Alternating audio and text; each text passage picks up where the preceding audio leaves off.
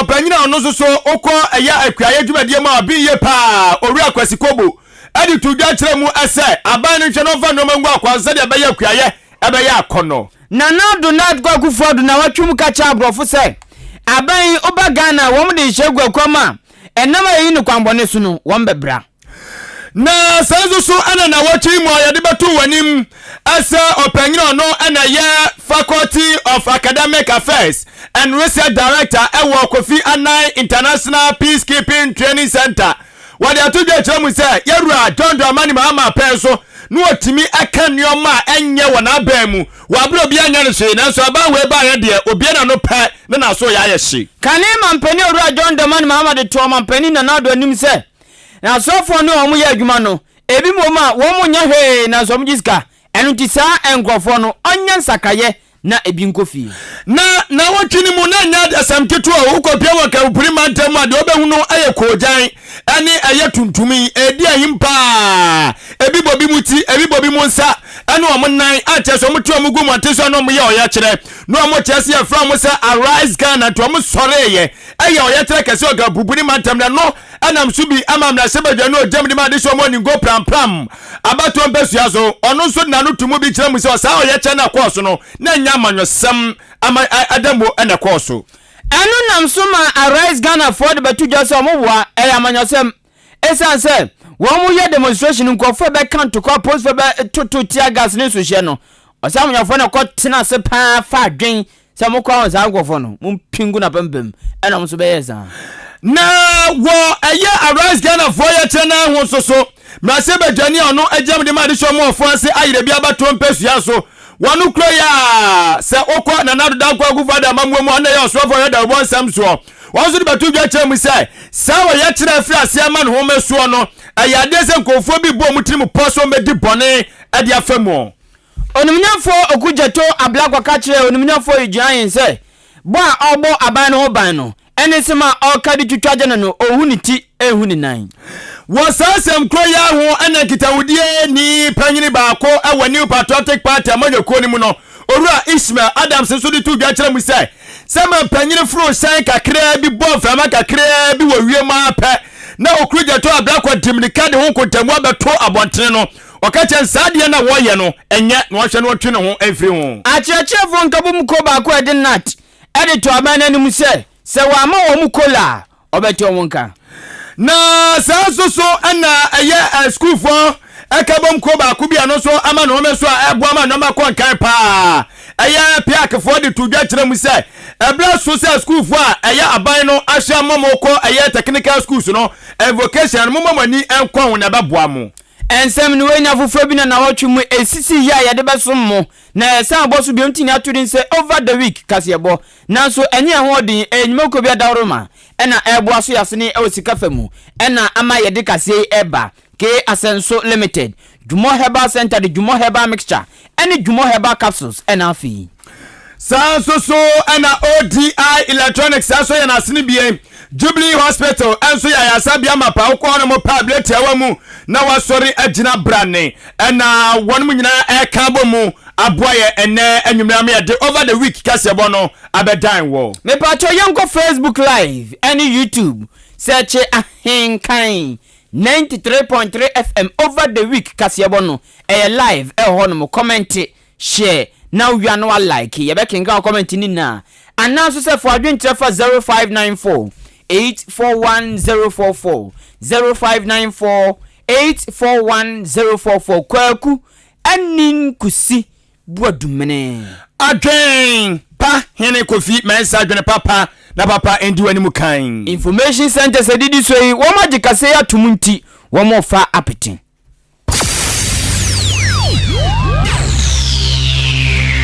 Ahenkan 93.3 FM akan Kasiebo ye bomua ya jibe bia anunti Kasiebo mubati anka ewo End Time Information Center Achim Asanteman Kwasiapia online radio ewo Asanteman temu Kumase Aluma Suta Information Center ewo Jiwani Kwanta God's First Information Center Achim Betnase Alternative Information Center Yawsero Kanyame Information Center ewo Achim Achikrum Cooperative Information Center ewo Achekrum Dia Yesu tumi ye Information Center ewo Achim Dwaha Awurade na ye Information Center Achim Apreku Gode Wai Boafu Kojo Kumi eye David Ba Information Center Dimpa Information Center Achim Asane Kosiewa ewa Kosiewa Krum Osono Information Center ewo Achim Esam Abnasemai Information Center wachim Abnase Nyame Hine Information Center wachim Ofosukrum Ena Nyame Asam Information Center wo Achim Krobase eye Nida Soni Awurade Prince of Peace ewa Strasi Somwa Heba Information Center so som se twitwe ewo Achim Dan Intiamwa Junction Peace Information Center wo Kokobe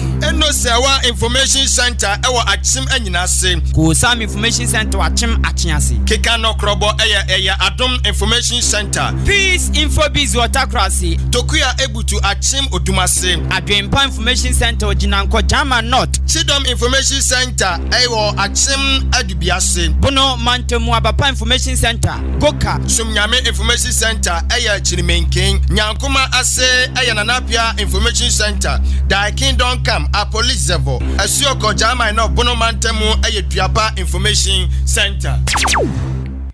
Jojo Nechi no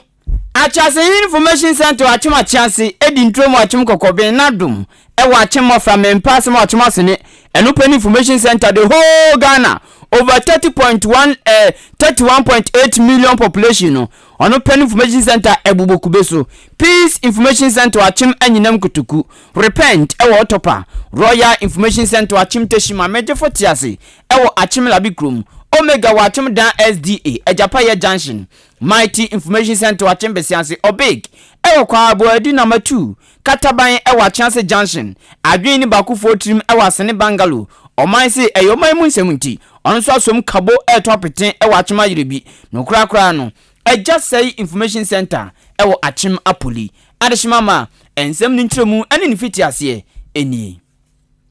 na wotwe mo mampani na nadoda ngwakufado na oni oman konkron Ghana mu okopiem ewo abrochirima mu na abrochirima mu na okoye no wom kodi dwumadie ba ku bia na no fa ensuosu awdo wan kase atela hu wom kodi dwumadie fa hu ya no matudin say United Nations Ocean Conference a ekoso ewo Altais Arena eno no Lisbon ewo Portugal na edia na da dwumadie no so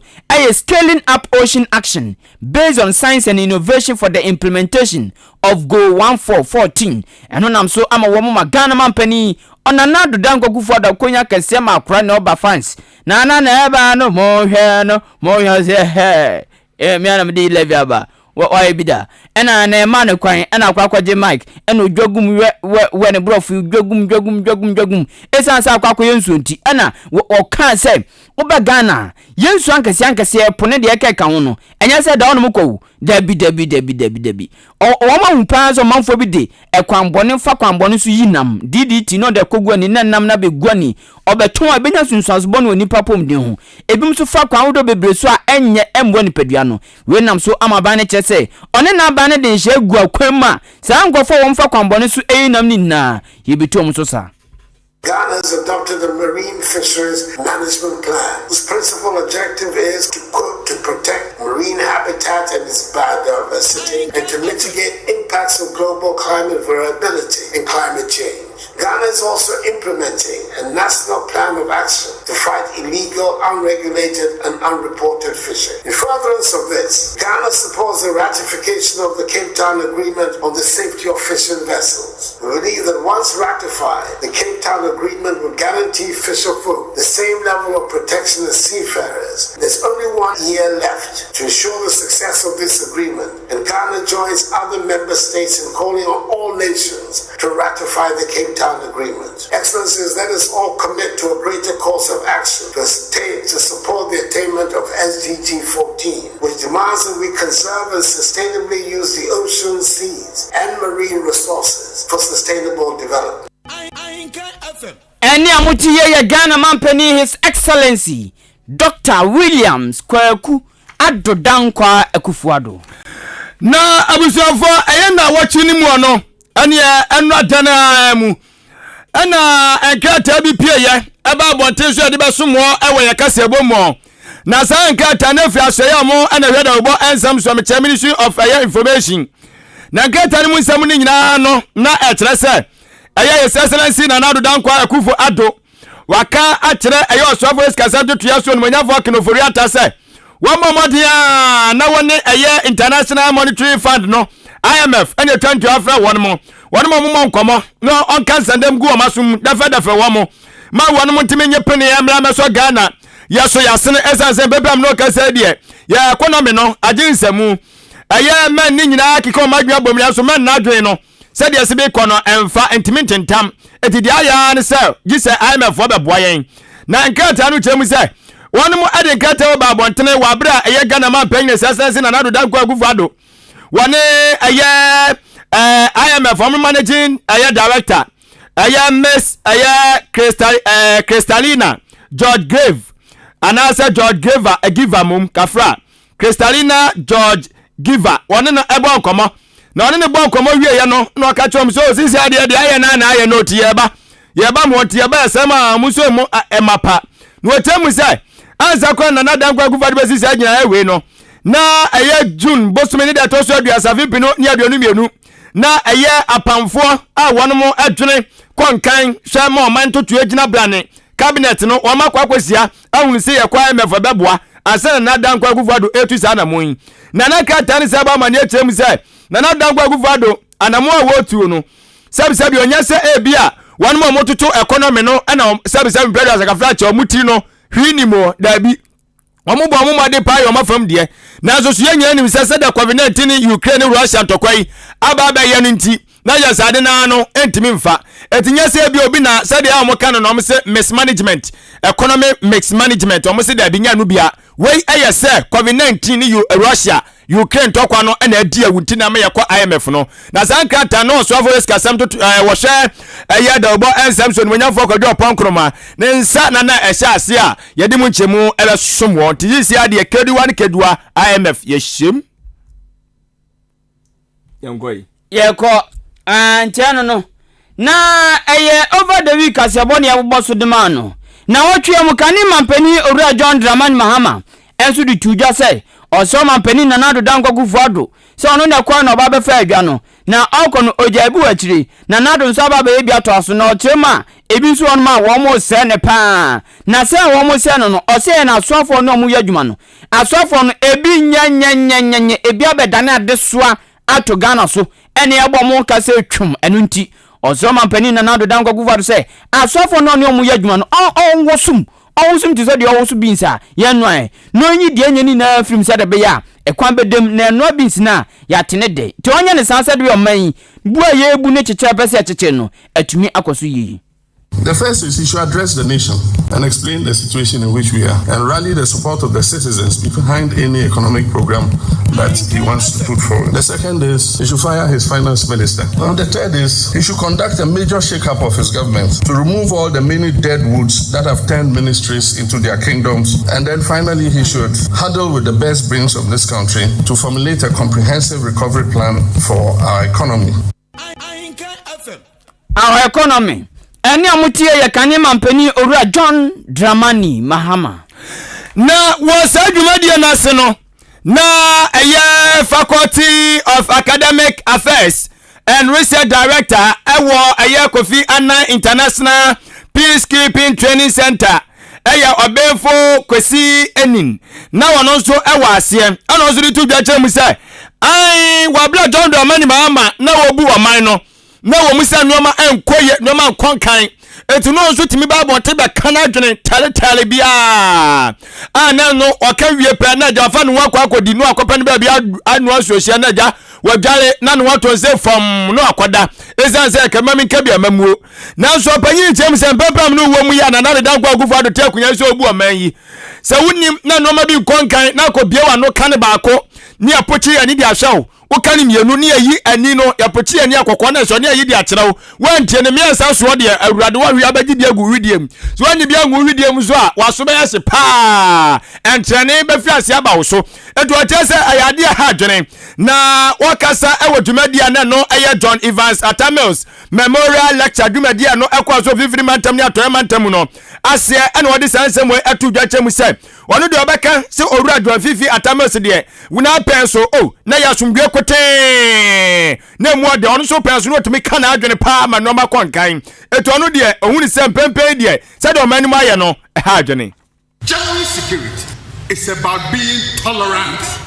about different forms and different ideas of diversity of opinion. And here I want to celebrate and salute former President John Mahama. I criticized him and he knows it. I never spared him, but I also slept some. I criticized former President Mahama so much that every time he came to the Kofi Annan Center, he said, let me see if Kwesi is there so that I can recognize him. So he doesn't criticize me. So thank you very much. What we learned from Professor Mills relates to the tricky nexus between the law and ensuring that we get security. That is dialogic, that is consensual, that is engaging, and that allows for discourses. The challenge of security governance here is about restoring the fundamental values of those security institutions and ensuring their sustenance through autonomous watchdog institutions. We are Faculty of Academic Affairs and Research Director at Kofi Annan International Peacekeeping Training Center. Obenfu Kwesi eni na wachimu na nsɛm de tuja ebi enono. Owura ba ko wa yi ni ti sɛ ɔmanfo nto no so aba esi ahene na tu ahene fo nto no so aba. Na omedwom 20 penima MP Pamonyoko no aspiring national chairman demand new patriotic party Owura Steven Asamoah Boatin aka Asabi. Owura Asabi kyerɛ sɛ he ɔbɔ aban no ban sansa aban we ya aban bia ɔno ɔnya nya atwom kyerɛ sɛ nya de bia nsɛmfata bia na aban so sɛ de aban we tie no ohun ne sasoda ɛno nti Owura Asabi kyerɛ sɛ na ne nsɛm ni na akoye nkamfo ene ennuanwa pa aban no ayɛ ɛna ɔbɔ ndawuru ne nsɛm ɔde tu dwana busua kaakum yɛgyin kokko anum. It's just that we respond quicker, and social media is also things move faster. In our time, we didn't have a lot of social media and even mobile phones, and not a lot in the system. So I think people are much more aware that there's give and take. So they think we're responding and attacking. No, we're not. In our time, it was calmer, and I take my time. I used to do the public relations information management on Tuesday, and then on the Wednesday I allow critiques to come in. Then I come back on Thursday with the rapid response. It's the same thing, but they've added the online, the new media, which obviously, because it comes in sharp and quick, people think there's always a fight. I hope we all calm down, both those who are government critics and government spokespersons, and just analyze things and let things flow. Sometimes you don't have to respond. No. Wey ayo raba ko ni ti se asi anyene na tu anyene fo nto no so aba na omedwom 20 penima MP Pamonyoko no Steven Asamoah Boatin aka Asabi na abusuafo ye konsa fufro enso emu a na wotimu a se de di ka ga kire mo no ase okonka bupuni mantam a na nya agro ko jan de ahim pa tuntum so tuntum eno so de ahim esanse eye ekuo bi ma no meso a one more from was arise can at one more solid wakachre musa de ekoso oman mu adom no sabi mpeda sanya yenyan sa ya anhwene a kye anu amia so ni anka bibia ankyere ma mpanyina ya de ne saade ebefa obenwansa yeka na ade asohye aba anu nti arise Ghana for ya oyekere na se no nam so bi amamra se badane ojamdi ma de so mo ni go pram abato mpesu aso ayo no manyafo Samnate George ekopiem ewa ase na okoye no anu odi tudwa chemu se oyekere na wonom eye no enye se sabi o amoye ede amanyokuo bi enti se na amafo bi mukeka sa endi se amanyokuo ya sha ase ne ade no se da bi na mmom oyekere aye Ghana for enakeka omo aboma wusa no ma nkoye anu nti no mo ete sa atua no.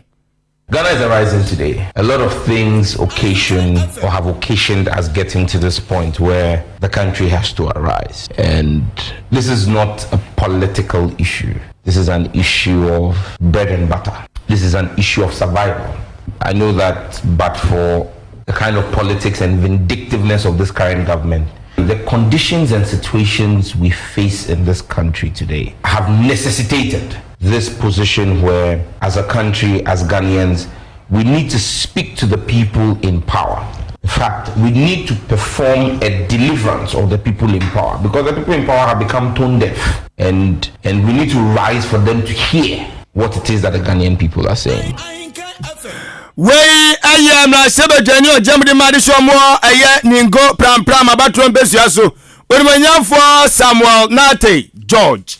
na otwumo yeche bi ni ti enu ekwa efrem Arise Ghana ena endi samonyoko nso support wo mo na oyeche nu mu ena mentemwase bi esi ewo wo ma ye oyeche ne ena post fontem ema bi toto bo post ni ba kwa pre na so ema na so ye gon papa ba ko nso nani oka wo ma ye demonstration no nani benkum no azede yi atofom no ena hyen se anadwumoja o untumi hu se dia no ehu pa atu papa na didem peche na we nam so amasa meken na wotwe mu ena ye ne leading member dema Arise Ghana kuo no obobo for amamfo ne kasa o ma atudwumaje su na owura Kojo Gold say die si ya mentemo ase si ya ekoye pipe wa post for ne wo ma ye demonstration intem no ya manyofo bi na tina se dwen se da bi kofu ya de omba be edi agro wo de nim betwitwiri fom pa on be haye on be soja guemu nti yen kenyam ena agro wo mo yo ye kyenso ena post for nso a sebi ebi enye professional ebi abon ena wo mo hwo mo kutupa na mo so ba be ye sade a ema sabasabasa yesi ma oye kye no ededi kan ne se Kojo Gold se amanyofo na tina se fa dwen se ye be se no ampampan so wo mo de ose ayoyo yankofo bia police for chiche omo ye koma omo bela omo se dedi omo aye hu lawyer phobia omo atu omo hu di lawyers in search of democracy omo nso se omo anka se tu omo hu se wo se kedina minkedi omo aka omo hu abom se mbekwa kujinu matwitwa ageta nkofo no endro omo koya police force omo hu enti se du bebe ne ye kacha manfo se eni omo ekoso no ye politically planned mo be fan se ye political talk fan se obia omo offenses ni nya ye mezimina nyoma nketenkete mo se ya to aboa bomuke mo beje yen ni se yate lawyers enye yen Arise Ghana for lawyers omo abontin kwa na ka omo hu abom se chichira mo chiche nkofo na ntaso mo nti omo beke bela mo os lawyers de kwa mo ma omo hu ni for that cell no media uti asem we ya ema lawyers na ye press release na wo hwe nyoma ekoso wo Ghana na ye ka no ma ye no NDC MPP enya muti ye Arise Ghana leading member na otwum komo ne obobo fori amamfodi wo maache so ena oteni nka no owura Kojo Gold na sadia eya na amanyakuo awodo bi ni mo ema omo meso se omo aye oye kye na afen so timamfo ni bi su kika omo bom so omo aye wo ye kire no eno enam so bi ama pebam no gaza die osuafo reda obo ensam asuo onukwa na sebadwani jamde ma desia omo ofuase ayirebi onimanyafo Kojo opokoma di tudwa se etirimupo aya na ta wo ye kye no atie no aye tirimupo a sebi mpraduasa aye tirimupo bo na ye betimi do oman ya hombambo nsam atu esan mu edi ati no aka ne sa wo se aye suboko ba kwa ya from se aye face the country for asore ye so mbe so mo ye oye kye no mbe so mo ye no omo di tudwa so mbe so mo di akode na ye sa oye kye no afe Arise Ghana for so ba so mo so ba ye oye kye omo so mbe so mo ye oye kye no anajo aye no nwotwe eno se hebei ebe na jase nkrofo omo botae bi ta kire ana wose sa nioma na ebubo ba no am ye hunu se Ghana am ye ne na ho sa abo wowo na se nioma bi obi ma no se obeso bibia ne ma no ho kwai pede a ene Ghana be hwie no ne am ba bo nsem no ye de ato esan mu in our country at this time. We don't need to mince words about it. And there's a trajectory. First, there was a group that wanted to demonstrate with weapons. Then there was this group that said they wanted to demonstrate at night or to demonstrate from the evening throughout the night till the next morning. And the police raised obvious security questions that it will be difficult to, this is even daytime, broad daylight at Obra Sport here in Accra. You have people attacking police people in this manner. Can you imagine what would have happened at night if indeed some of these things were allowed to continue throughout the night? Adismama we ayo suafo reda ogbo ensam so onukro ya aya mra sebadwani di mari so mo afuase ayire bia bato besu so apoe mantam ya onimanyamfo Kojo opon enkroma nsam ahodo a wono so ede ba eye betudwa e wona woche no enso emu eno no Omampani Nana Danko Kufa da kwanti otu ya Oma Ghana oko Belgium ene Rwanda na eno nam so ama oko North Town na shebeje abeton so a wo mu na shebeje ni onumnya for Samuel okuje to ablakwa ade aba betu ja say Omampani Nana do oko no okofa Germany for wo mu private jet TB Germany wo mu private jet ya se ne buanya boketua edi K5 aviation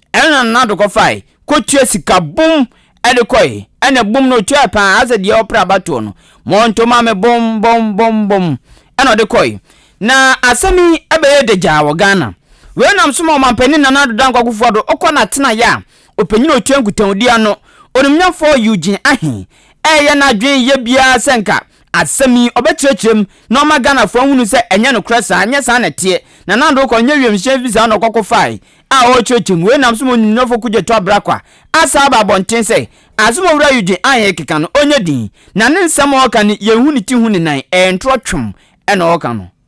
The recent one where you can was Eugene Ahen also your betchy man so you don't see the head and tail because he's just confirming everything I put out. It's a confirmation because who can Eugene Ahen statements no what confirming say Belgium me track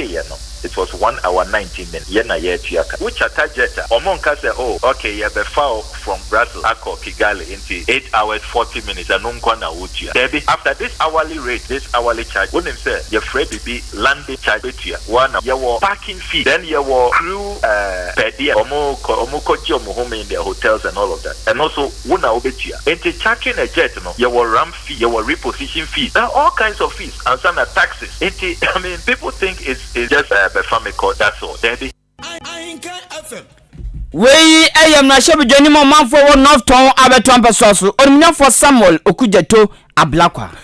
Wo sansem kroya enwo no na eye kitanwudie ni baako a wo New Patriotic Party amanyoko ni mo. Eye Owura Ismail Adams enso ade bi batu dwa kire mu ese.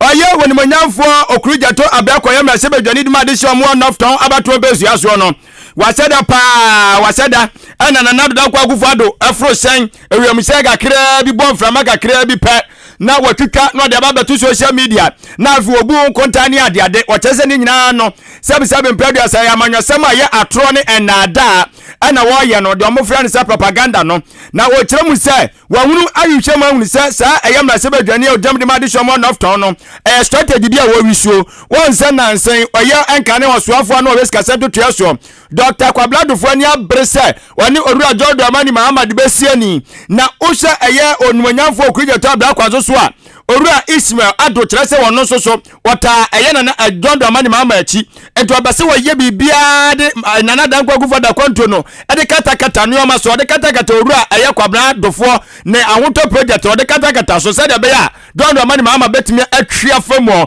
na wakọ na so tese ni nyina no anya de se befa over contest Mahama in 2024 primaries in Odabano into the PS system now Odabano one speakers and the plastic chairs on the tables why in the NDC one word is Obiwa one fan high Busiano but not for the public the matter of na Abbo Mahama team it is of us to discuss that issue or distract your attention for the president now going to Odaba and we catch MPP communicated the other I want to come out some this Mahama is shivering because you know Obi about competing and about contesting I want to program now or the other NDC no one NDC words ni na we page because you say we benya over then obi for the plastic bag high crack ma on your juma yan it's when you want to kuja dabla kwa a strategy be operated or distract your attention from the Ahuto project now compared before that then other no we say Mahama is hot in NDC because somebody is going to give me a good chase they're taken by surprise say hey this guy is also equally he also has money. Wey aya kitawudieni baako awa aya New Patriotic Party amanyoko communication team member Owura Ismail Adams Okonfifi mantema dwemtweni panima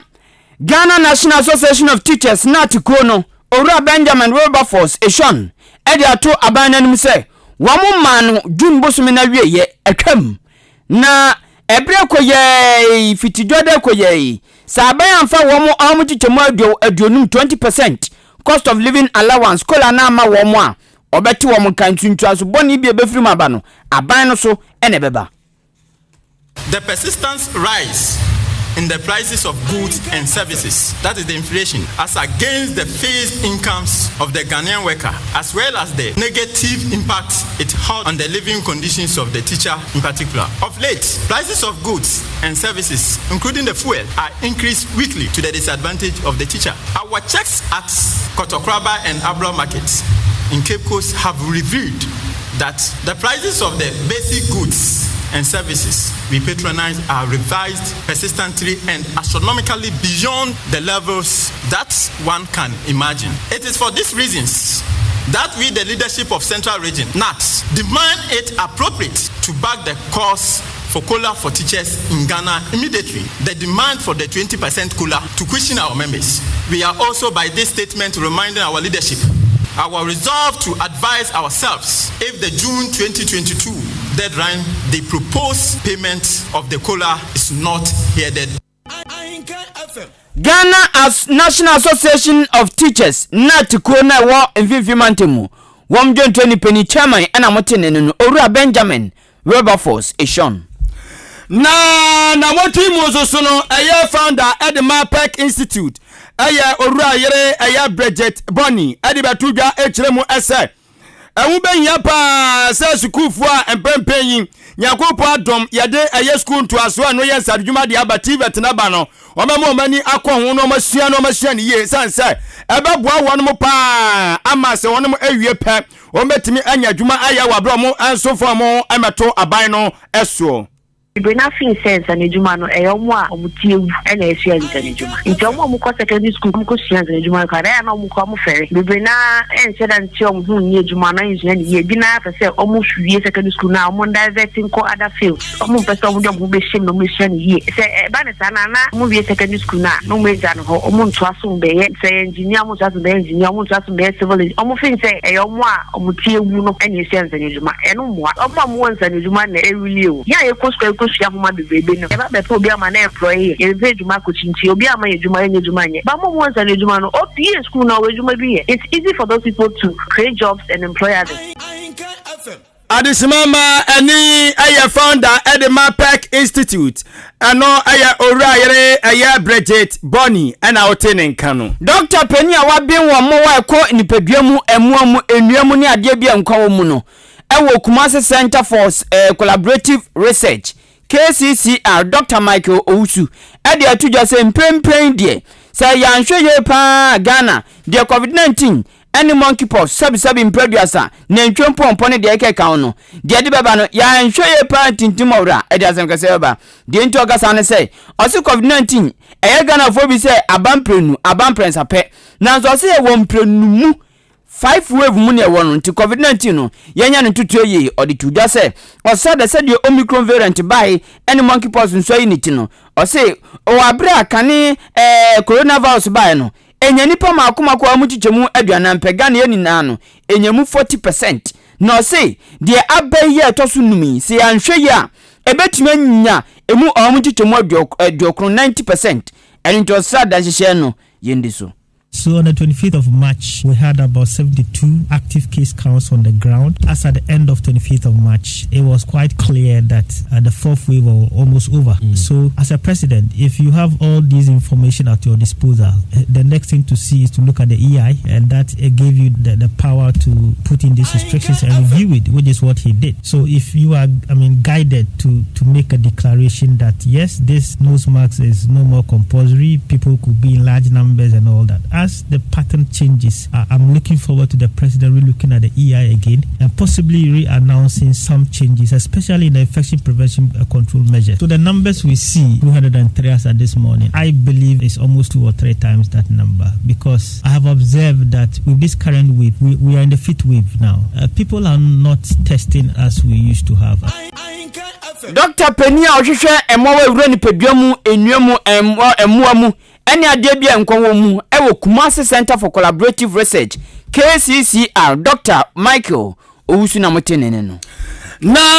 wa apomdi samu ene edaso ejina na wachi mu asoso ayade so panyini baako a ono eye head of environmental health research ewo Kentampo Health Research Center ewo Bono East Dr. Suleimana Watala Abubakar de betudwa ejiremu ese ma wonmo edi dwuma no di eja ene du omudwuma no eja wo beso na enwusie befiri mu kumodi aba no yade se enwusie no be ma yade acha se ha dwene pa wose yade ni bi ene hypertension no eno enti wosre ye pa se eka wo be nya se wo ye obi a odi eja wudwuma di a wo se wo be wisu eye de friend se gas na abafu ja be bayi bi no ene stove na no atimi aboa se de be pomden esu betimi agina brane 2015 did this work. That's a randomized controlled trial that we call it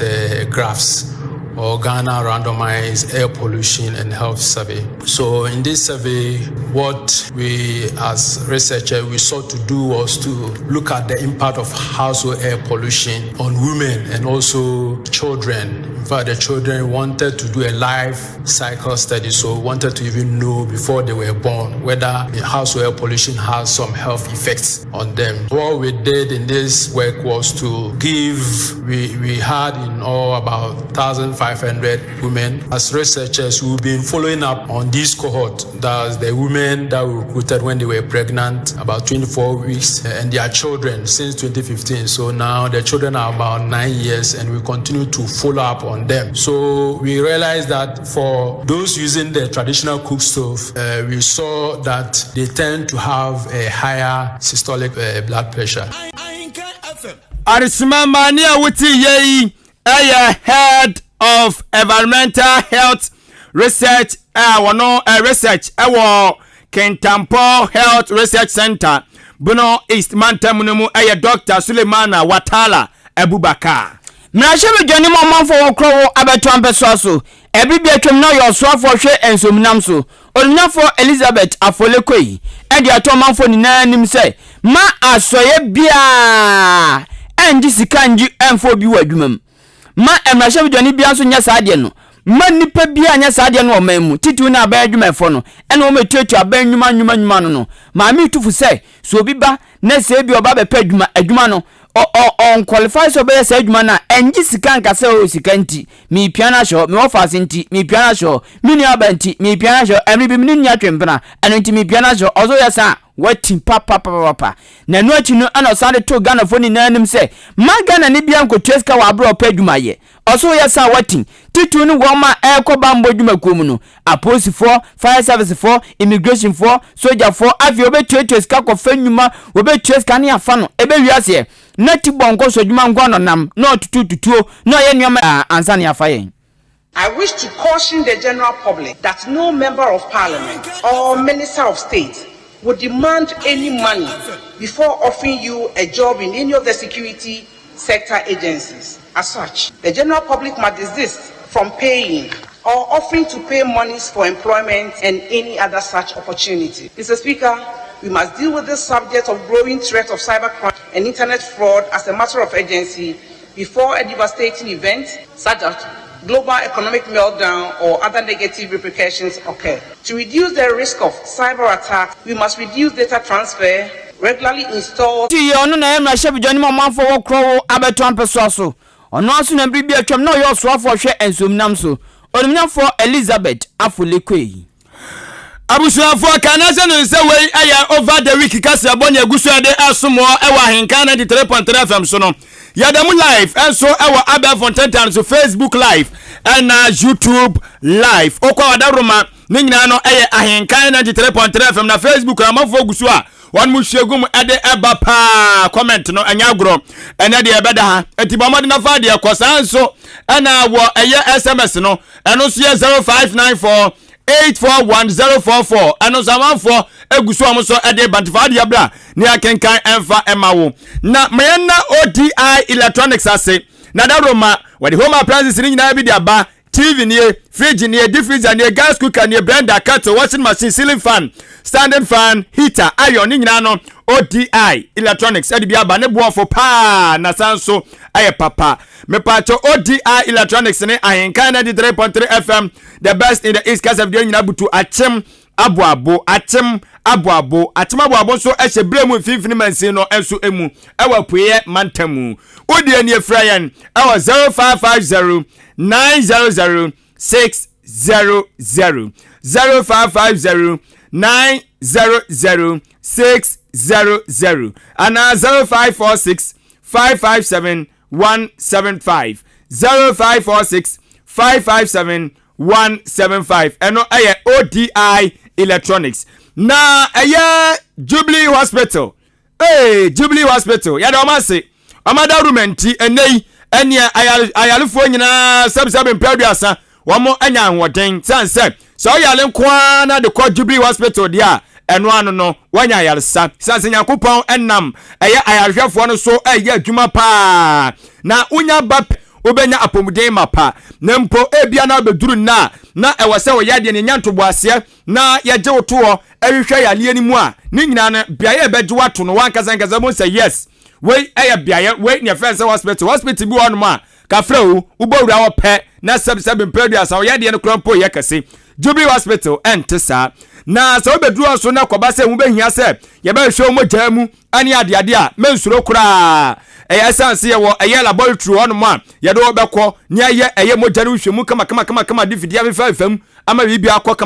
kama eba se wo se ye de utu nuro so anase ma wunuro enso ma wonu ma tumuda ye wonu ma nuro bia wo pe bia no ebi wo ho nuro busu se chabo na afenso no ye ma uduru a ebetimi asayade na wo de ba ye no obi wa bi wonu ma akọ a utina ye ya ne akofa yamtu aduro dia ma we ne papa mu no Jubilee Hospital de no entesa sanso na ye nya tobase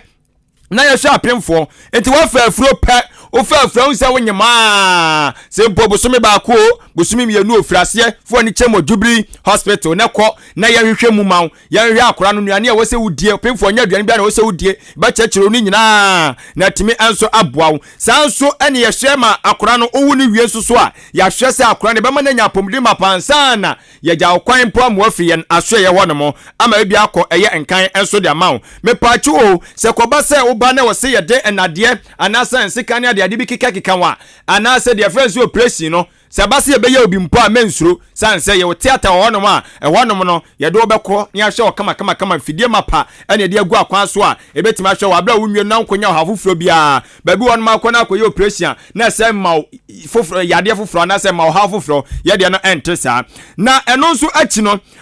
ade wedi na ehu pa se wo betia se wo kwa awosuo na nso so okọ ye no na ni suo di akiri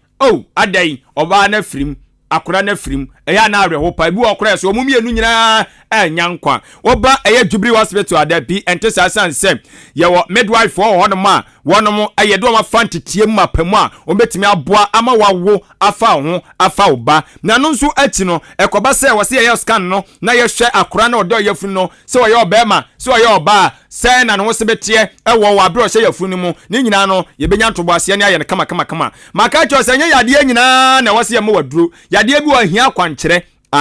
te wose ya chechere trase aduane we menni eya adantam eya asore bresei eya tutumnika eya tentenumpom ni nyina no eye nkyerɛkyerɛ mapa ye de beche okwa oba Jubilee Hospital ni nyina de ompanfo a ya pa wonom so a wo betimi ahwɛ de sadwuma de ama wo me pa cho wani how bia ani nipa ni kosuai wo ho how bia bomode na tutumnika ko Jubilee Hospital ni anhwɛ ma sanse ani ni de senya dumu pe waso be yesi wate aso asase so anuane a oba obedie ma nwene ho sanse ye honom de bibia no ya make sure say edida na akwa mu insurance so ya de ba kwa aban no de aba se emwa ema yarefo yeso ye hwen aye ti wo de kwa yaresa bia bia ya de bi honom a eni kwa se ya du sika nanso ayasa bia ni bi honom ma fo mo adwene okura bi pa so na ayade se insurance ne cover sa ayade no nanso ne ya du sika ayabro and so yeah Jubilee Hospital there yeah the ntesa unya ba pe a aduro bi a wose ye de ma wokwa wa bra insurance ne cover bia no ye be bo modern se wonsa enso betimi aka na ye wo gynecologist no wonu ni se no de emma fitimutiri be pemo na ase ba bia oye hu adwuma pa no wa ben so me pa cho se aja bosome okwa fichira eya na twetwasi eba pew ni ade a ni nyina no eye gynecologist adwuma obehye no aya ma me pa cho ahimfi onom so ya na nka bi fifiri ho eya na nsuo bi gugu ani ade a ni nyina no fabra na ye hwe emma me pa cho osuafo ya kapu wa dwen se wonyem Fako ni nhwe mebia na nyanyi nsen na e fabroad ebie mocha bi na abobobobo toatoa na akohye baabi wanhwe ye de kakaka na to akopie asamado na sanso no bi wonom so a na moja etu no baabi wa ndie moja tu ni saa ni nyina no fabra gynecologist no e na adwuma obehwe na waye enso adwuma de ama kama me pa to sa odwon so a na wa fe wosi power si hwe wiem saa se de otu awia ebe gynecologist samen ka jo sa fabla no hwe ma na de hia pa ni se wa wareye nanso so ade a yehwe nyina ye ba nanso so ya untimi ngo me pato no be ma ni nyina no e wo se mokọ na gynecologist no otimi ehwe mu de ma wo maka jo se nya yaresa bia na obetimi anya sa oyarehwe ni e wo ho ti unya bi e wo yaresa bia je so yaresa bia no edi mu ti eye Jubilee Hospital for da bia me bo maba so gynecologist de na hwe eden me pato so free eye odade wani e tiremu e wo eye aboaboa e wo eye onsani fa so amantra wonum na no obo se wonsani fa so ya peti wonum sa gini sa so hu ehwa sa so na ofi aboabo ekọ odan so a eye onsa okay so ofi aboabo mu ekọ aya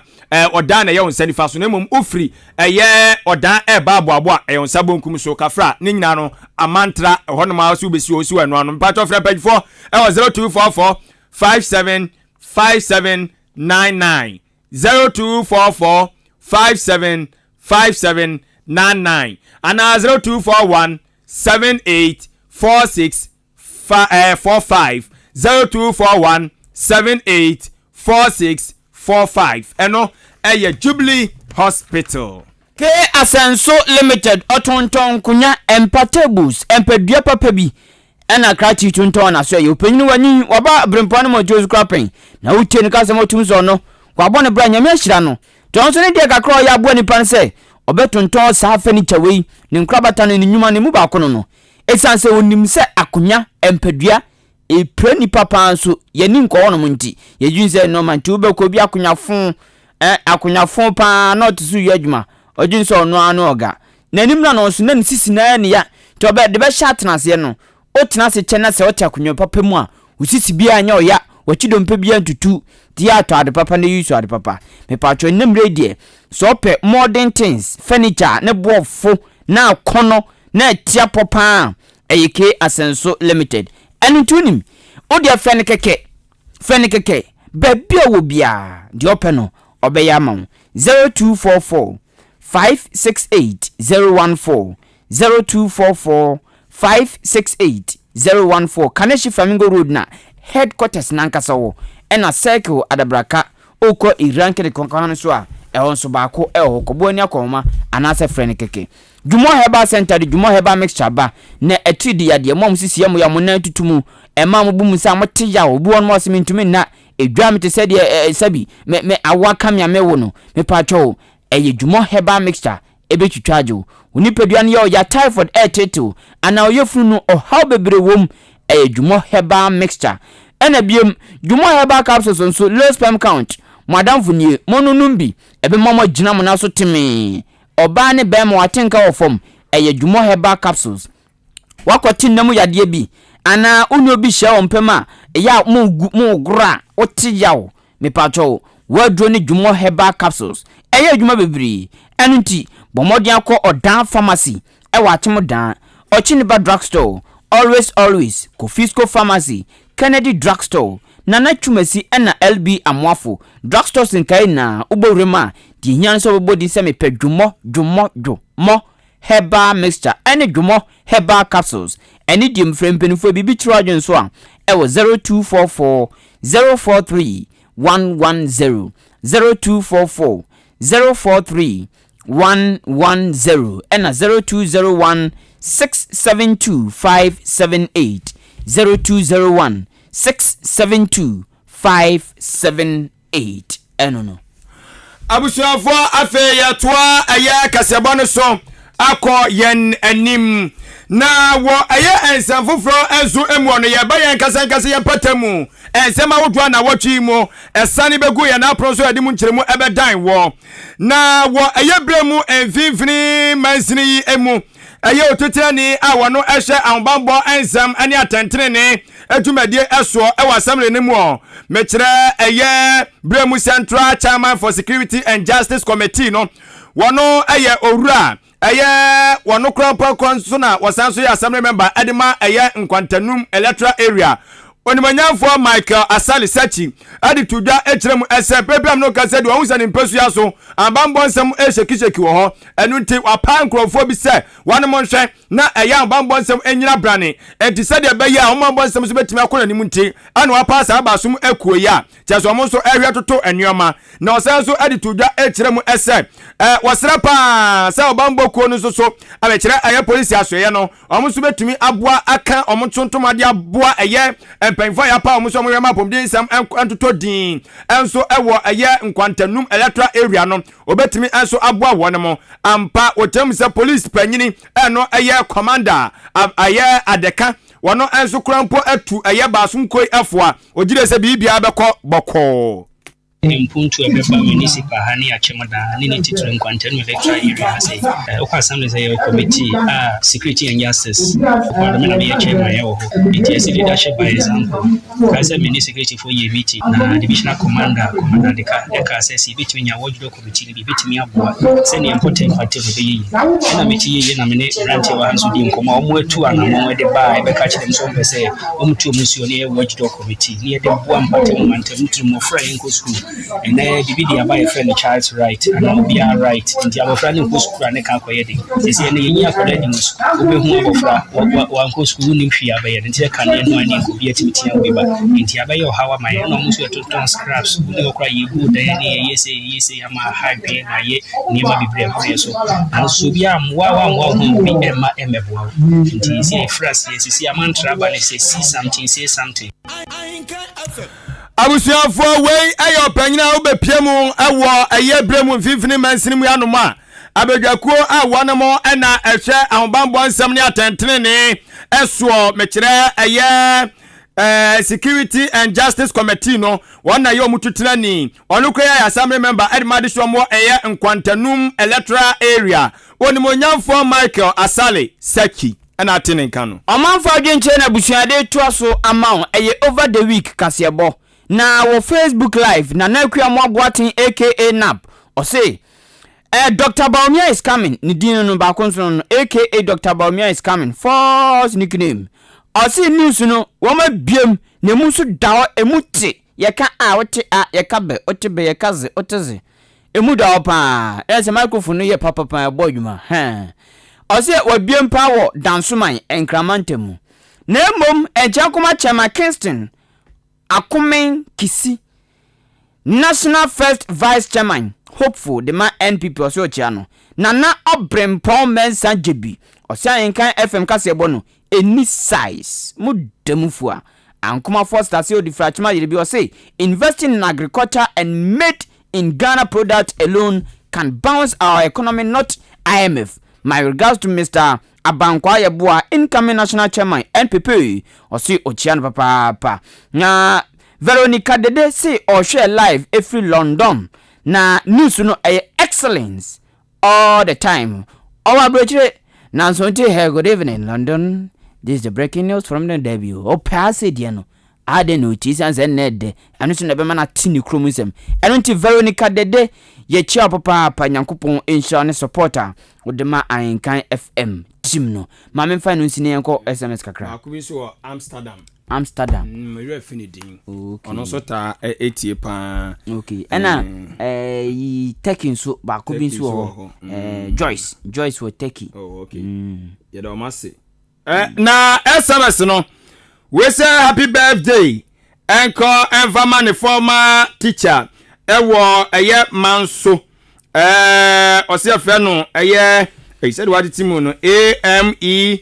Zion okay school no AME Zion school eno eye honorable yaw entry bosiakon aka boya was what ya no yakopon hia ne pa no ma ne kwatentene boja on why you oye ne boya manso assembly man menim say ono ade a ose afa no yaw entry bosiakon boja ene wono ne ye ne boya wa ha nti yate wasenya kubwa manu kwa tenti no hia no manyansa ne ahoten ana ono so ede ebai we ye kwa kudabra AK Bishop Manso ana ode ebai ne de ma Bishop Ametuja na na serebo achiase ana wono so chemu se na nado dankwa ekufu ado jayo so obi wa no ba ko mienu miensa bia na covid ana Russia ana Ukraine ana ho war ni ade wose wo no ba da bai a wo yedede wose nya no ana mba keka me akasa han sika mu niye body tino on so de bae. Okay ma men kan WhatsApp for comment ba ko mienu we si ni din di Obed ade home na mabiem de ku ha fantini bese mabiem de ku ha e wa chim da Old Town ena oti ye fe no Obed ofrofo ase ena obese odan edi ni nkwe kakrakra Obed say 77 producer ojun sofa kwa etwa huro na so benfo kwa na ka so otefa kwa otewa de sunti wajina mo waba odan Old Town ya oyen adwuma kakra enti Obed oye professional electrician enwure maajo sansun awewe say Charlie I can over the week news no eja dem yiro ano den edewu nemum ochia Hakim o Batabi Zongo also chan papa panti Hakima o Batabi Zongo. Special good evening to you. Ye for Elizabeth Apia aka Auntie Adwensia watchma subua maajo ye de si ye producer bibi o bibi no ye producer eye Kwabena Akim achim asubua de hye ba ko pe kobike samansa boy minim se wati coronavirus sento se wati nantwe pompo sento se wati omicron variant sento na no sma se yire ne de o chinse go operation ona de ko Facebook live any YouTube Billy Man a technician on duty akenganfo ya wote yanga ayeme kwaku Akim we have no wasem kwaku nin kusibua dumene customer Adrein pa hene kofi mensa adwene papa na papa endi wani mukan Kasiebo 6Pm yesi a chemu pi yamamumo ni